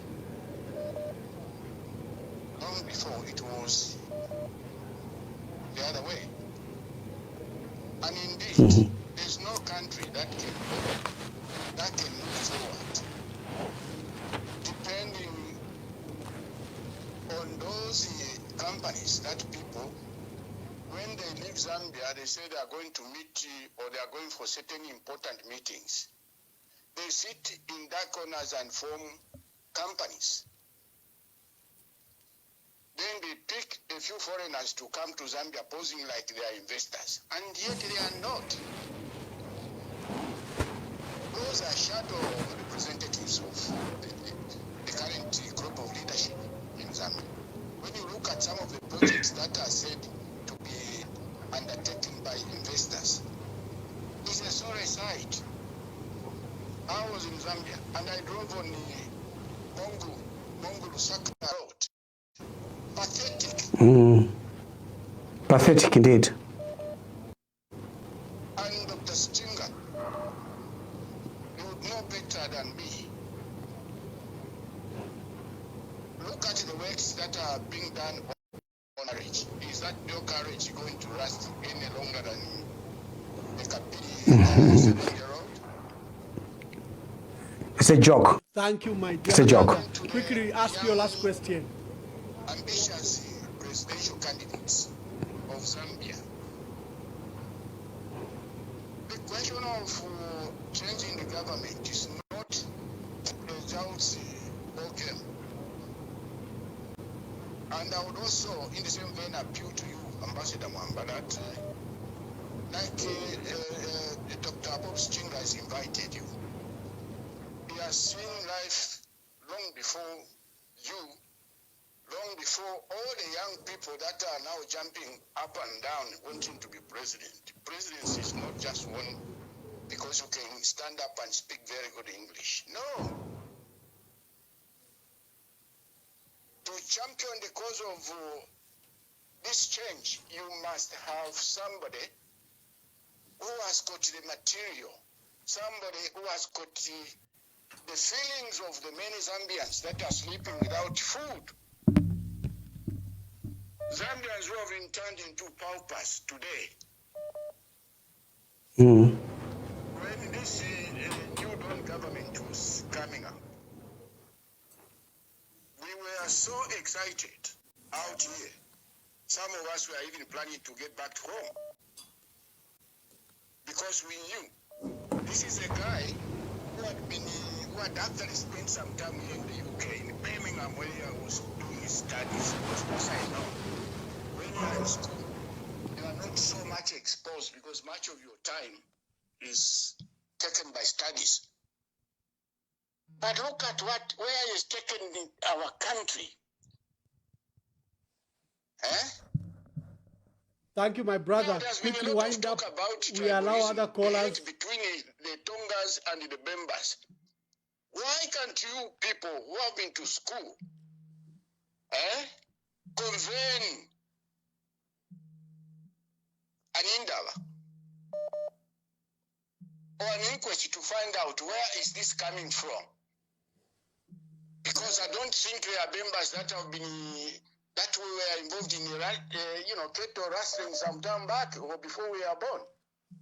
The two tribes are too far apart, including the head of people that are close to the Bembas. That's not right. Any Bemba-speaking person can't be an enemy. Please, there must be laws in that country, like they have done here in the UK, that if you are seen to be doing anything that is racially motivated, you are taken to court and imprisoned. Thank you, my brother. Sorry, I have to cut you. There are so many calls that are calling. Hello, caller, please tell us your name and where you're calling us from.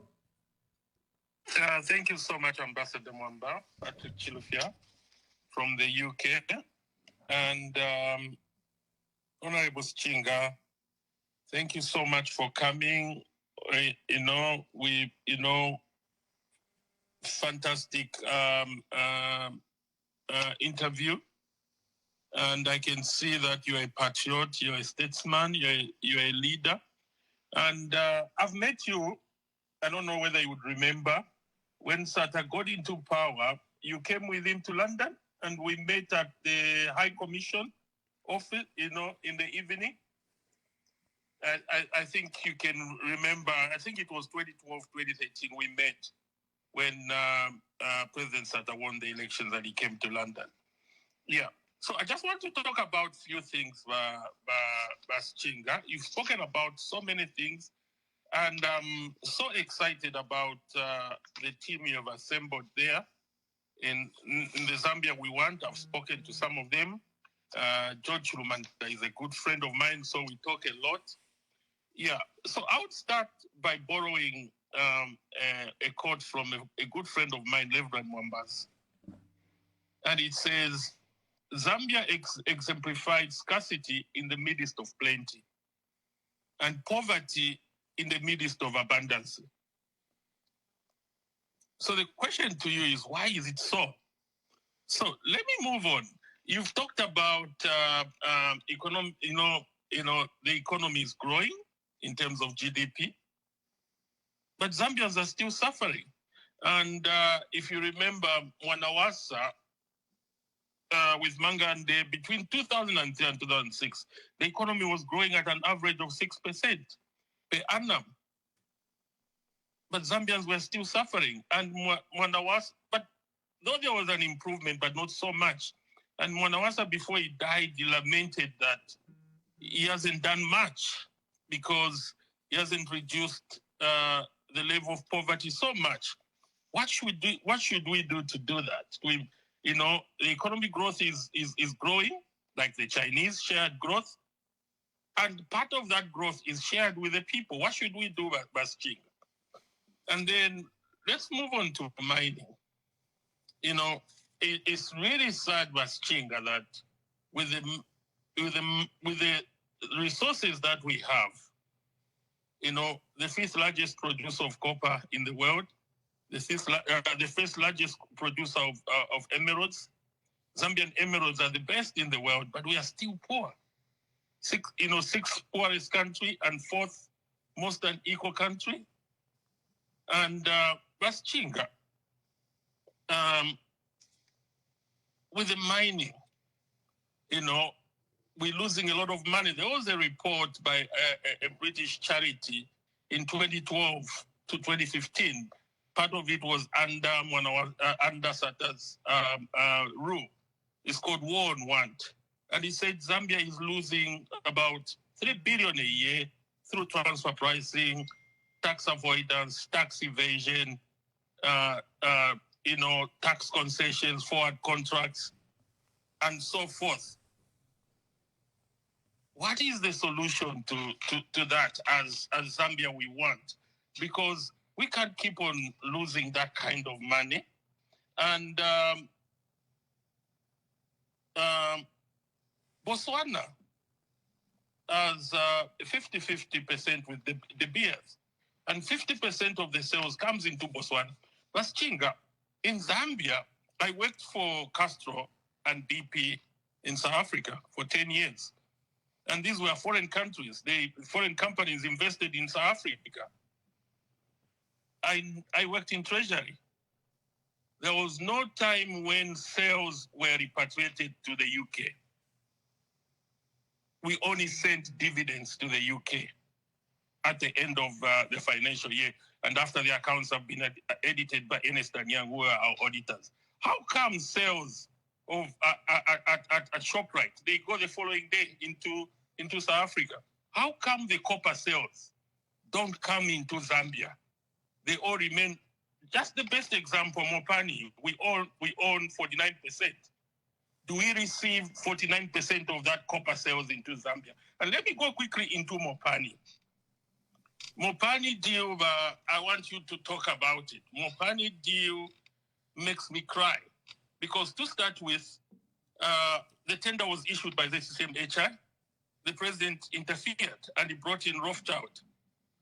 And then 2 bidders were selected. The president interfered, brought a non-entity. If you see the article issued by Financial Times, they said there was no transparency and accountability in that deal. And not only that, that company is a newcomer. And then Grenco sank 2 shafts and the smelter worth almost 4 billion. But when you look at, they said 49% is 1.1 billion. So roughly, Mopani is worth 2.2 2 billion or 2.2 billion, which is not true. And then no details of that agreement has been shown. In Botswana, when they signed a new agreement with the BS, they show it. It never went through parliament. And not only that, the 90 million, they said we paid Grenco to clear the debt. It shows as debt from IRH. And then did the 90 million, the difference, did it come into our coffers? Thank you, Bachilufia. Thank you so much. Thank you. I think that's a mouthful from Bachilufia. You answer that. Hello, caller. Please tell us your name and where you're calling us from. Hello. Good evening. I would like to remain anonymous today. Anonymous, make your contributions quickly. Yes, I would like to find out from Honorable Bob Sichinga. First of all, I would like to echo the sentiments of previous callers that of the compilation of a fantastic team in the Zambia want. However, found out why are there so many political parties being created? Is it that they receive huge funding in terms of sponsorship from donors? That's my first question. In order to remove the incumbent and avoid splitting the votes.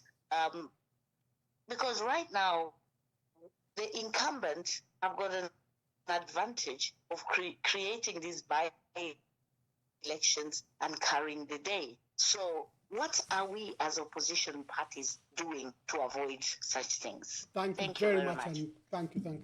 Hello, caller. Please tell us your name and where you're calling us from. Good morning or good evening, Honorable Mwamba. And good morning and good evening, Uncle Bob. I'll call him Uncle Bob. This is Zephania calling from Lusaka, Zambia. Zephania, quickly make your contributions. We have so many people waiting. Yeah. Yes, I have only two questions if you can allow me to ask Uncle Bob. The first question is that Zambia's economy backbone rests on agriculture, mining, and manufacturing. 4 years into UPND tenure, farmers are grappling with the delay inputs. Mining remains under foreign dominance and the manufacturing base is weak. From your perspective, what practical homegrown policies should the opposition collectively champion to reverse this trend and bring real value to Zambia? Then second question, as we head towards 2026, Zambia are asking with opposition fragmented, what concrete steps are being taken to forge united front to defend the vote against possible electoral malpractice? And what do you see the Patriotic Front, still the largest opposition party, as the anchor for that unity? I want the honest opinion there. Thank you. Hello, caller. Please tell us your name and where you're calling us from. Hello, caller. Please tell us your name and yeah. You're we know. From Livingston. Moawa from Livingston. Make your contributions quickly. First of all,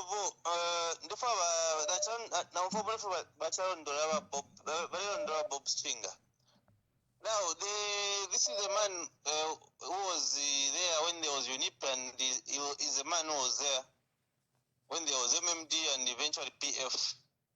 In terms of transition from this government to the next government, how was it in 1991 from UNIP to MMD? And how was it in 2011 from MMD to PF? It's because guys, one of the reasons that contributed to much of the affair is that they had set aside the permanent secretaries. And what I understand, a permanent secretary is a controlling officer. So he's the one who wants over, he's the one who actually, in each and every ministry, the permanent secretary is the one who guides the president for any updates that were happening in government. Now, these guys, they had set them aside. So how should we, in case, for sure, I'm very sure, change of government here next year, but Sichinga, how should transition if we have a shani, so that as a country we don't get ourselves into the trap that these guys fell into because of maybe lack of information. Thank you, Wamwewa. Thank you, Wamwewa. As you can hear, there are more calls. Let me just take as many. Sorry, Wamwewa from Livingston. Let me see if I can take some more calls. There are so many calls. And let's just try to see if we can get the views of others as well. This is only fair. Then I'll hand over the baton to Honorable Bob Sichinga. Let's just take a few calls. These calls that we're waiting.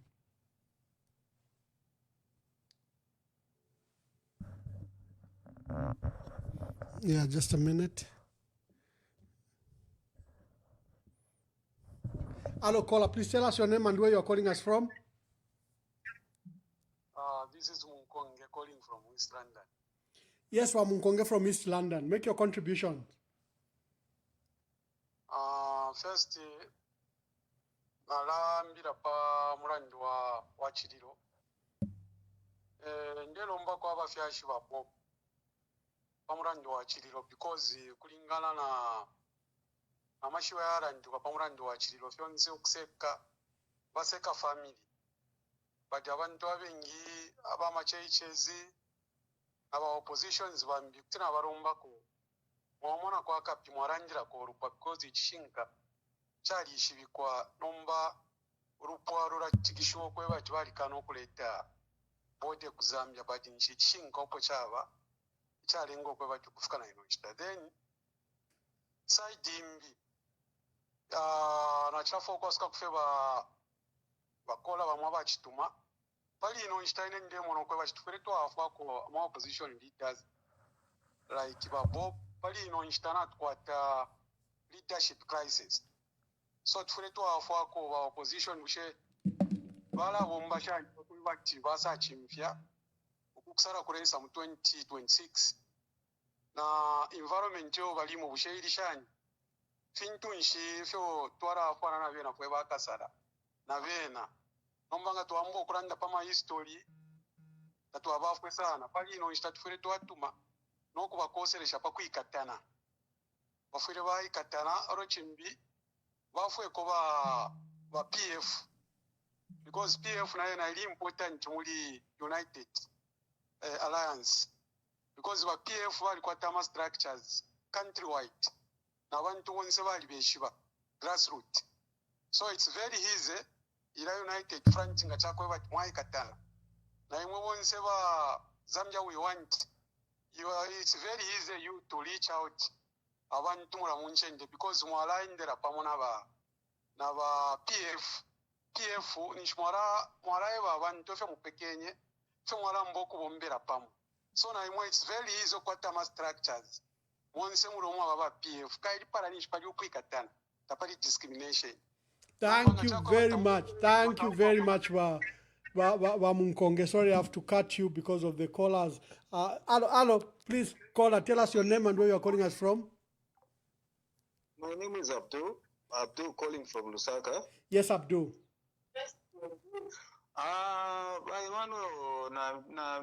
na mtotera sana pa fintofu na mona fumu achitirere na fumu achitirere mairo na lelo. Na muleta abantu babiri abakwete similarity ya bukalamba na experience. Aba bantu babiri tinatemwa bafirisha sana ba opposition in terms of unity. Abantu nabakwata maturity baboku filafene mwachira bamuna bachira articulate ama figures. Tabachira punda ama figures atale kwanga sense. Nimba ko ngabu ino bachira ama figures baboku nabakwata sana amano. Semu azina badamu aturetere maruna barafyeshina baine sponsor emkwai muri sana amano muri abantu babiri abakuru aba ni asset noti amaaseti akobe bati basa nkumibire ekyalo iyi ni aseti ndemye bayire muleka n'okumoneka uno mwamfofe muntu fari security ama issues olwo kirabo okulumba kufuuti again semunalo mbereko mairo kuri baraba mairo Uncle Bob Sichinga twakyalombako ekintu kimu namukwate enkito yako ati mu kitepetition erya winya yama elections twapapata taifuri aba aligned na abantu abareteeka making sure ati mwamufunya poli omuntu mwaleka po omuntu uli neutral so that twa making sure ati ama elections yabagwina mwenenefu batukitawa mwenenefu batukitawa Thank you, Wabdu. Hello, caller. Please tell us your name and where you're calling us from as we begin to take the last calls. Yes. How are you, Mr. President? Very well, thank you. How are you? I've got Honorable Bob Sichinga here. Do you have a contribution? I love that man. You know, Mr. President, what is happening in Zambia? It's a disgrace. Because those, they are saying concentrate. It's like you get a mwayabulo umushiri. Mwaimbo umushiri. Are you getting me? Yes, please. We are getting you. Concentrate. Abantu abakusoleza bafire okunfofe nala abalondolera. Mwabulo umushiri mwaimba. Muri godi. Muri manganese, muri ama minerals pisana. Olo mwabula mwatwala ku fyalo. Bada abantu nga basungulula fintu bacha benefit. Then kiri nje bayimba po chashala should say open. Who is going to benefit from there? That man, I don't know how I admire him, Mr. Bob Sichinga. We can do better from minerals, even among minerals to our president. We can pay them off within 6 months. We can pay them off the 6 months because we can't get it.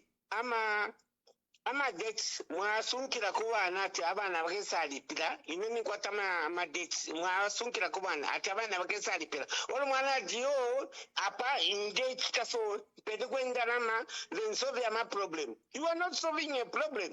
You are not solving a problem. Nendela pachimemba. You are not solving a problem.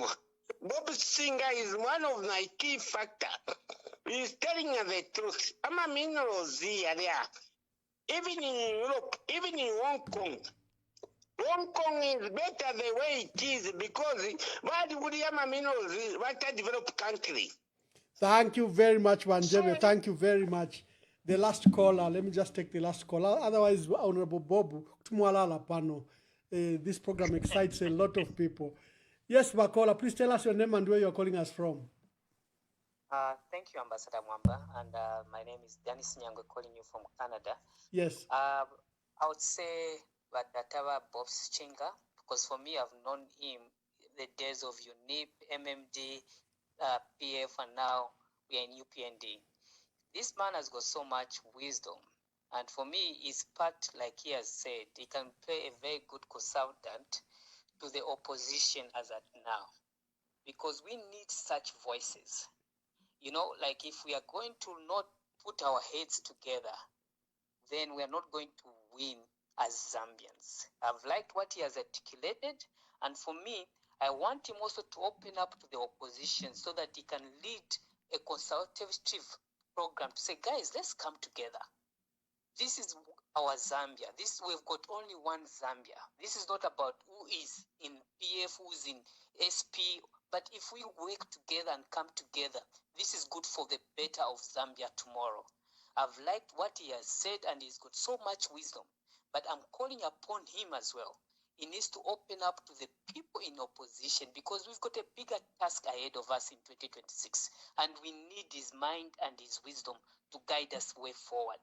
Thank you very much, and God bless you, Ambassador Mwamba, for everything that you do for us. Thank you very much. Honorable Bob Sichinga, I allowed as many callers as possible, but of course we can't take all these calls, but they give us a glimpse of what the nation is That's feeling correct. and what the nation is That's correct. considering. Please take That's correct. some answers that you can from there. All right, thank you. Thanks very much, indeed, Ambassador. I think most of the issues that have been raised, we've covered. It's just that maybe some of them did not join us at the right time. Let's look at it this way. What can we do? What can be done? The problems are here. We have identified the problems in our manifesto, Ambassador. We have identified tribalism. We have identified failure to make use of our natural resource endowment that this country has. We've looked at in terms of ownership of the resources, in particular the mining sector, even in the agricultural sector. We've looked at the issues of what that ownership, lack of ownership entails. But also we have the issues of management of the political leaders. The problem that we have with the political leaders is this, that they are not looking at how we can enhance the revenue side of what we're earning. They are looking at it more from the expenditure and what some of the major players within the political circle can gain from it personally, rather than for what is necessary for the state. Many of them have raised the issues of the mine. You cannot do, as a country that is a mining country, you cannot ignore it. You cannot do any solution, you cannot provide any solution without resolving the issues of the mining sector.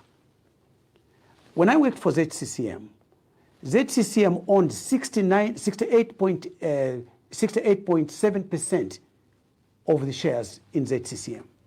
We had Class A and Class B shares. The Class B were the ones that were the foreigners and they were the minority shareholders. So that the country had control. How are we selling? The copper that was being produced, or those being sold in raw form, were being sold through MEMACO. You will recall that, Ambassador, and many of the callers that have said, they were being sold through MEMACO, Metal Marketing Corporation. They had a branch in London at the London Metal Exchange. So all the proceeds that were from the sale of copper would come back into the country. You had accountability.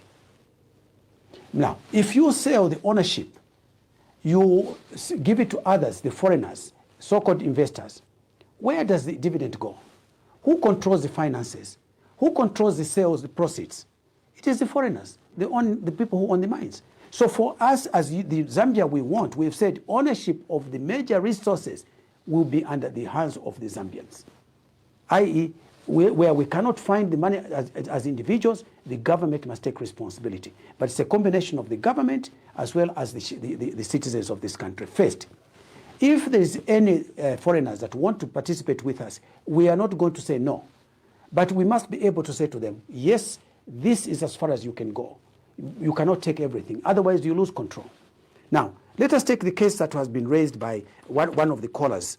And this is the issue of, I think it was Zephaniah, if I'm not mistaken, that was talking about this. Look at it this way.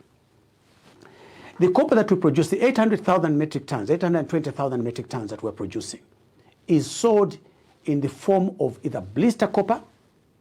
Blister is those big lumps that you see on the trucks being carried from the copper belt into the ports, the one-tonners, the big blister copper. In blister copper, you've got all the commodities that you require. The purified copper is inside there. There is gold there. There's silver there. There's palladium there. Some of you may recall that under ZCCM, we had Ndola Copper Refinery. We used to call it the Precious Metals Plant. The Precious Metals Plant was producing gold, silver, palladium. The gold was going to Bank of Zambia. Silver was being used in Kabwe to make ornaments and so on and so forth. So the Zambia we want, our policy is that we are going to emphasize on value addition. We are talking about local, I repeat, local beneficiation. Anyone that wants to participate in Zambia, we are going to say to them, you will participate with us by processing locally. That's what we want, so that we've got a value addition. And yes, somebody was mentioning in amongst the callers, was mentioning that we can be able to repay in 6 months. I don't know about the 6 months, but I think within 6 years, we can pay back these loans. Why? Because when you do the beneficiation, the value that you obtain from there will be between 8 and 11 times more than if you sell copper raw. So when I was Minister of Commerce, Trade and Industry, I made an announcement that we will not be sending copper out of our country. We will be processing it locally. And there was Habalu, no, you can't do that, you can't. No, we could do it. We can do it. If it's a government policy, which I was pushing at the time, unfortunately, the person who was our president at the time died, and therefore we could not pursue that. But for me, my position was this, and this is what we are saying in the Zambia we want. We will process our copper, we will produce the final products here so that the value can be 8, 10, 9, 10, 11 times more. And because of that, we can then have the opportunity of getting higher revenues. So instead of the 8 billion we're getting at the moment, we could be getting as much as 8 billion. If you're getting 8 billion and you've got control over the mines, you can be able to pay back the loans. At the moment, you have no chance in hell. Let us take the case of Mopani.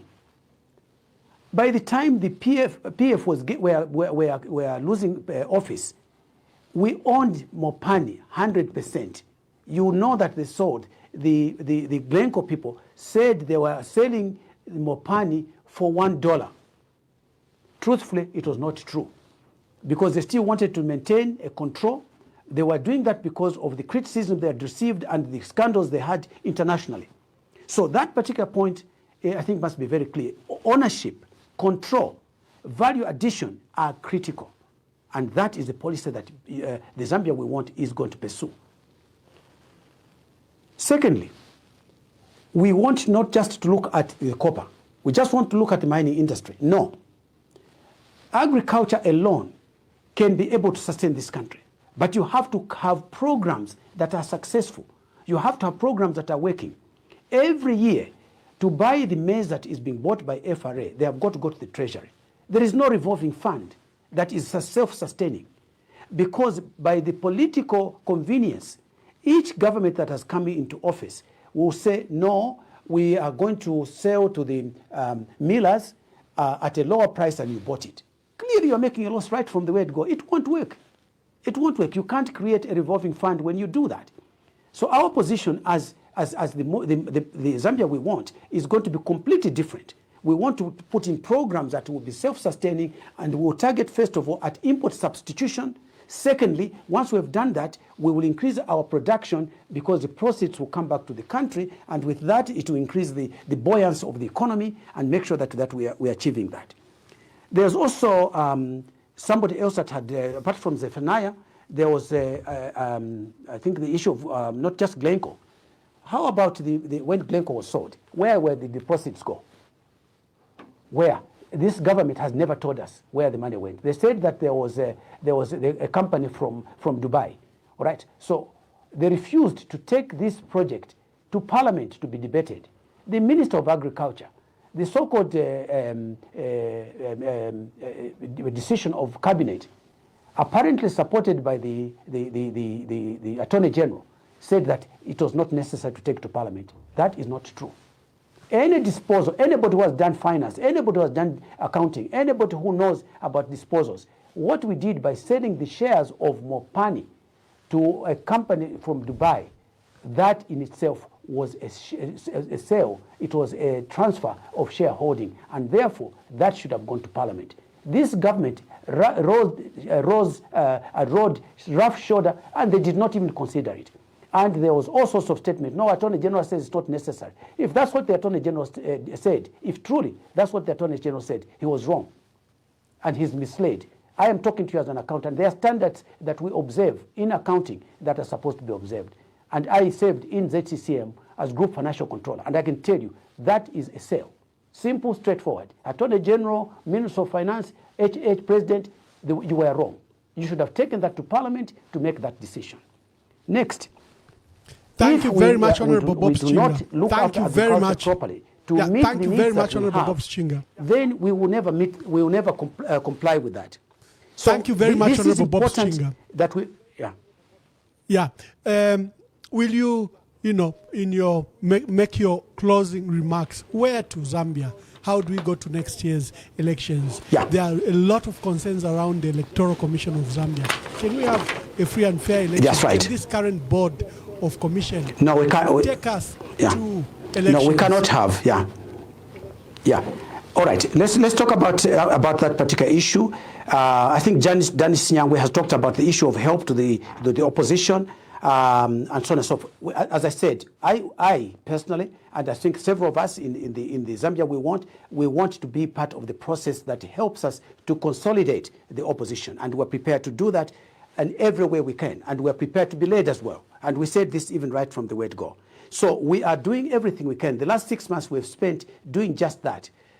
In fact, as I'm talking to you now, we're in the process of organizing a retreat at which we want to get common platforms which solve Zambia's problems in the case of having a common approach to the solutions that we're looking for. And somebody was talking about we should petition the results.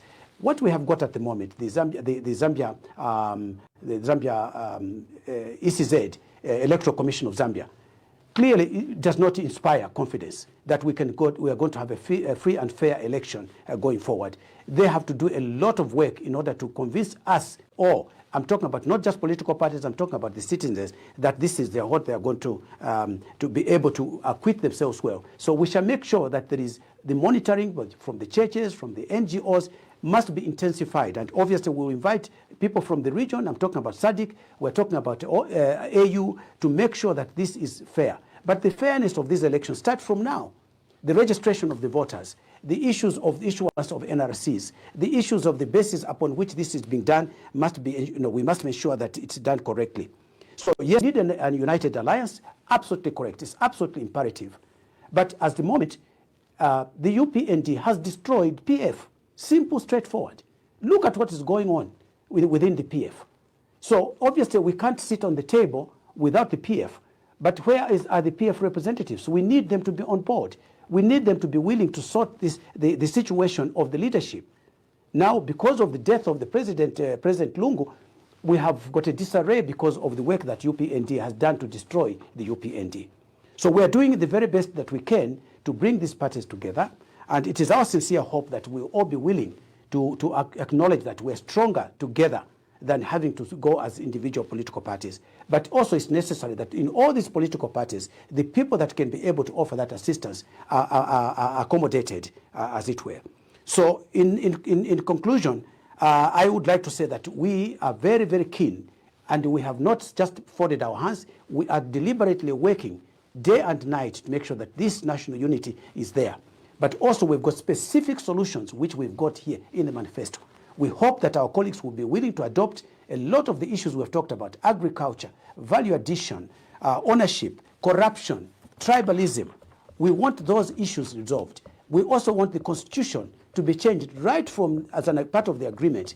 Immediately a party gets into office, or the group gets into office as a united party, in terms of a united group, we must tackle the constitution immediately to sort out the various lacunas or lacunae, and also the various subsidiary laws that are impeding this. Freedom to information, okay? And the issues of the cyber security nonsense that the current government said they were going to solve. Instead, they've just made it worse. Nobody is going to be free to talk on the airwaves if this kind of situation continues in the manner that it's doing. So in summary, Ambassador, thank you so much indeed for having us. We will do our part.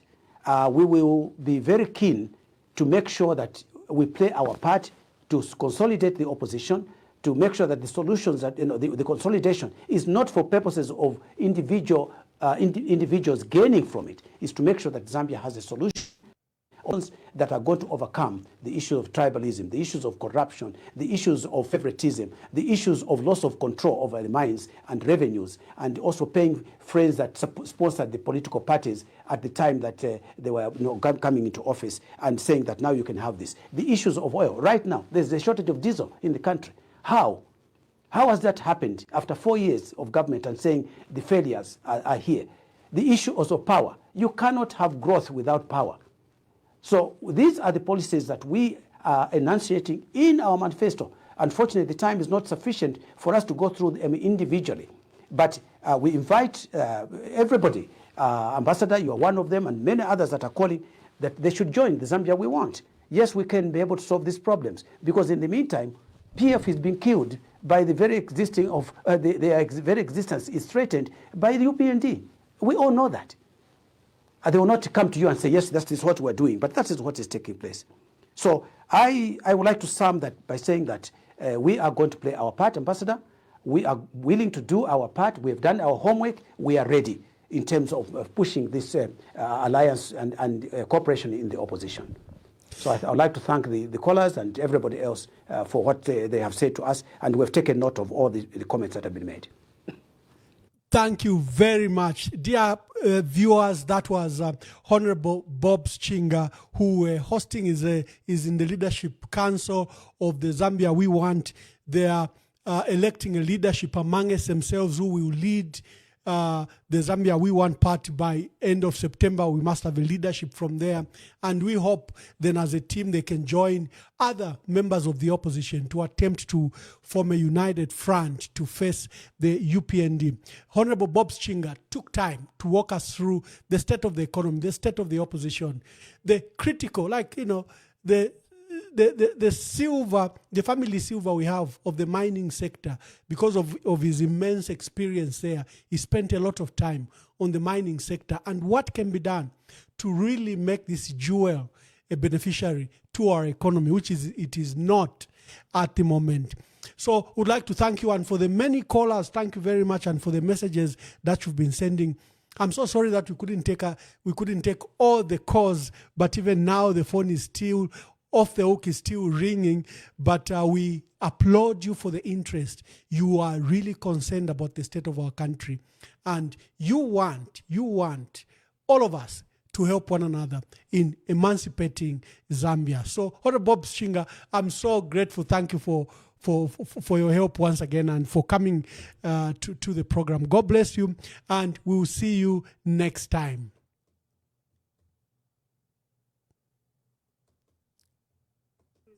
Government has initiated talks with the family of former President Edgar Lungu to amicably resolve the matter of his burial. President Hakainde Hichilema says the government team is in South Africa holding discussions with the family. The most important thing is that we hope to resolve it. Our team is there. They're engaging the family. And any support, Your Honor, we can get from family members such as yourselves would be appreciated. The government of the Republic of Zambia has taken note of the Constitutional Court of South Africa's ruling concerning the burial of the sixth President, Dr. Edgar Lungu. On behalf of the government, we want to thank the court for its timely consideration of the matter. While the government respects the court's decision, it remains committed to working with Dr. Lungu's family to reach an arrangement that takes into consideration the family's wishes and interests, but also takes into account the rights of the government. Our position is unchanged. The late president deserves a dignified funeral in keeping with the stature of his office. We want to thank citizens for their understanding at this time and for avoiding inflammatory comments. Now is the time for all of us to keep the Lungu family in our thoughts and prayers as we mourn the loss of the former president. Thank you.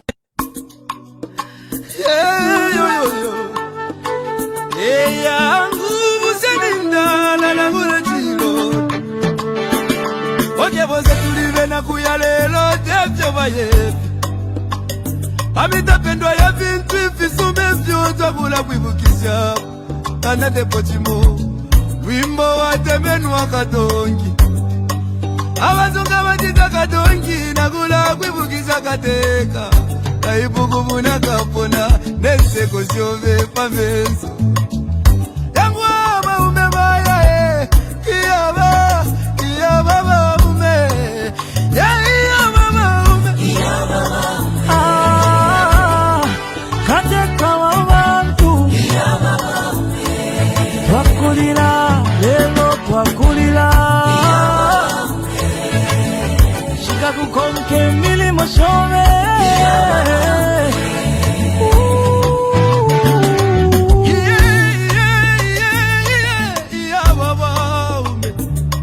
Ale filamba, yena minta pengosile. Eti kume mo pulo dolola vale lilo wingi. Iseko wingi mwakwete, iseko wingi mwakwete, mwaya, mwaya, mwende wino tata wesu. Katusi muchi motege, wali bomba kale, lomba mwatu jatuleli lake. Upanga chiba, Penda, upanga mwine, koya mwine, ide lalila, lalila, lalila. yangu ya mama ume. Ala nacho mwabye, mama.